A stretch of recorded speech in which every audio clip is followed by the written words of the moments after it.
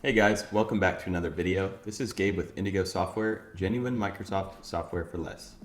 So in today's video, we're covering how to install Microsoft Project 2021 on your PC. Now, whether you have a 32 or a 64-bit system, we'll touch on that to make sure you guys get the right file.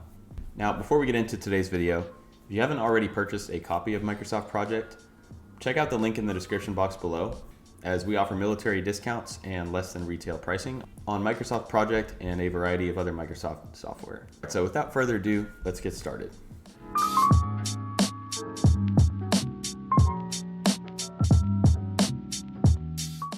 All right, so the first step in installing Microsoft Project is to locate or download your installation file. And this file is something that you'll get after you purchase the software. So whether you purchase it from us, directly from Microsoft, or from a different company, that's where you're gonna get this file from. It'll likely be emailed to you, or you'll be directed to a new page after you purchase. And so once you've done that, and once you know where your file is, go ahead and download it to your computer, and we'll move on to the next step. All right, so here at the top is my installation file. Now, as you can see, I'm on a Mac computer, so I need to actually use a third-party extraction software. But if you're on a standard PC running Windows, you'll just double click to open this up. So we'll go ahead and do that. And once you've mounted the image file, you should see something that looks like this. So all we have to do is click the setup.exe, and we're gonna run this.